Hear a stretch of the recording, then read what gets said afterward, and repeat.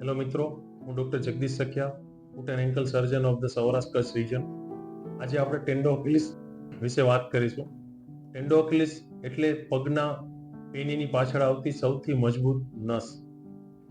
આ નસ આપણને ચાલવામાં, દોડવામાં તથા જમ્પ કરવામાં મદદ કરે છે.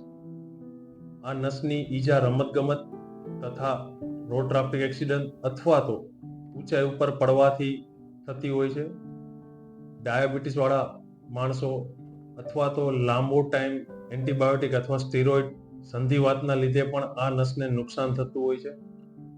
ઘણીવાર પેનીની પાછળ હાડકા ઉપર સોજો આવવો અથવા તો ઈ નસમાં કેલ્શિયમ જામી જવાથી પણ આ નસને ઘણી ઈજા થતી હોય છે.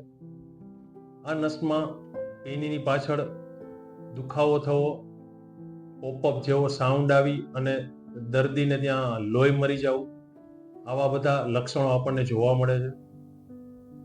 આ નસની સારવાર માટે પહેલા આપણે એનું ડાયગ્નોસિસ, જેમ સોનોગ્રાફી, એમઆરઆઈ, એક્સરે કરાવતા હોઈએ છીએ.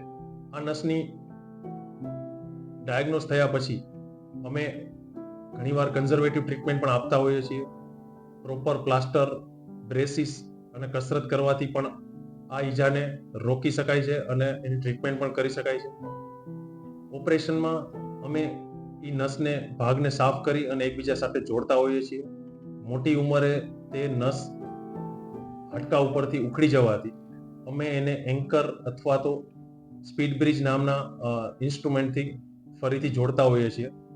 આ નસમાં પ્રોપર ફિઝિયોથેરાપી અને પ્રોપર ગાઈડલાઇન્સથી ચાલવાથી સંપૂર્ણપણે સારવાર થઈ શકે છે. જો તમને પેનીની પાછળ સોજો, દુખાવો અથવા તો સ્નાયુનો દુખાવો રહેતો હોય તો આપણે ડૉક્ટરની પાસે પ્રોપર ચેકઅપ અને ફિઝિયોથેરાપી કરાવવી જોઈએ. Thank you.